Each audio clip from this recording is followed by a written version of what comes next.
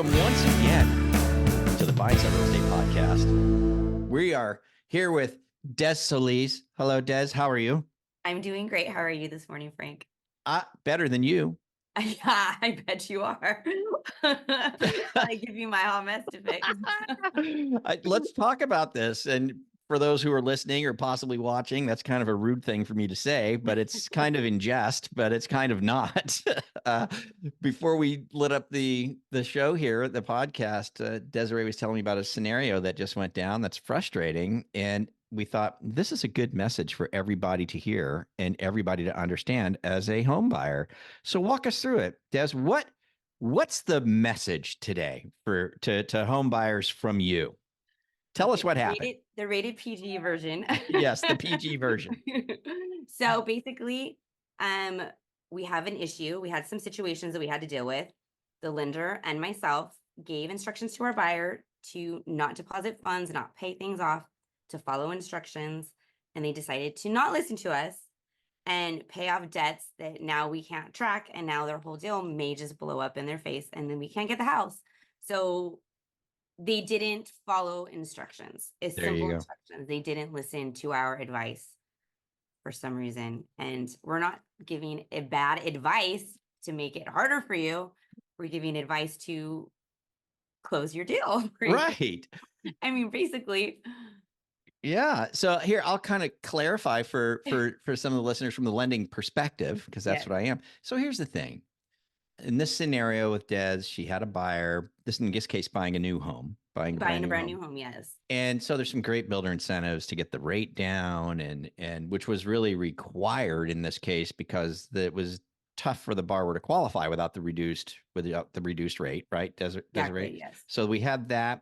And so bottom line was we had a transaction. It was kind of a tough deal as far as qualifying ratios are concerned. You know, the debt to income ratios were very tight. So it was very critical that things looked appropriate as far as what the debts were, that kind of a thing. And you and the loan officer advised the buyer, look, there's a way that this has to get done. We have to, if we're going to pay off bills, and it's not money that's coming out of your bank account, it's coming from somewhere else. There's a particular way that we have to document that trail of money to show things being paid off. There's a very particular way. Please don't do anything. Don't move any money. Don't pay anything off until we advise you on the appropriate way to do it and advise you of what paperwork and documentation we need to make sure that it gets done the correct way so that the loan can close. Exactly. This is what you and the loan officer did, yet the borrower, for whatever reason, of course, let's be honest, the borrower probably thought he was trying to help, right? Oh my God, 100% trying to speed up the process, making sure everything was done and I get that. And I appreciate that, but it made a bigger mess. He threw a big old monkey wrench into the loan parameters, right? He threw a big monkey wrench unintentionally, but threw a monkey wrench into the loan parameters and the loan guidelines that just broke it, right? It just broke the system. And so now possibly facing the deal not going through. Yes. Yeah. And I don't think, I think when we're buying a house, I'm buying a house, you know, I'm getting a loan. Why is it so difficult?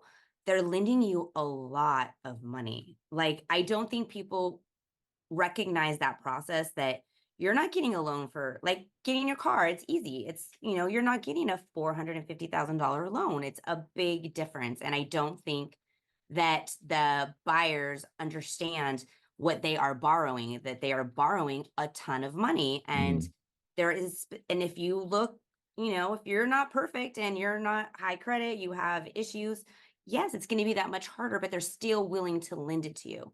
So you have to follow protocol, you know, and understand that. Right. Yeah, you're right. It's a lot of money. It's a lot. Yeah. And just so our viewers and listeners can understand, it's, you know, lenders are under a lot of regulation as well. So there's a lot of federal regulation and state regulation that goes into performing mortgage lending, that these guidelines and these regulations have to be met. Otherwise, the lenders have an issue. So a lot of it is just being able to package up a loan appropriately to make sure that they're meeting all their federal and, state type guidelines. In this scenario, the buyer was getting a government loan. He was getting an FHA loan. And so the way that you guys need to understand this is when you're getting a government loan like FHA, the government, right, is insuring that loan for the lender. And what that means is if the buyer did get the loan and for some reason down the road, God forbid, they went into default, right? They went into default on the loan. The lender, since he had the government's insurance issued through FHA on this loan, is going to go back to FHA and say, hey, I need to be made whole on this because we met your guidelines, you insured it, right? And so now I need to be made whole.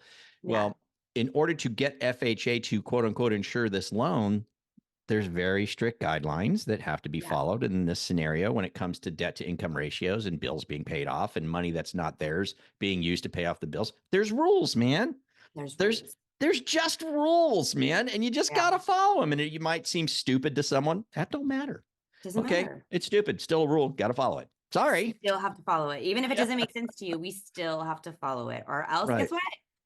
They don't give you your money, I mean, that's the bottom line. You have to do this and be patient and give them what they need in order for them to give you that amount of money. And really, it makes sense. I mean, I'm not going to let someone borrow my car that I don't trust. You know what I mean? Right.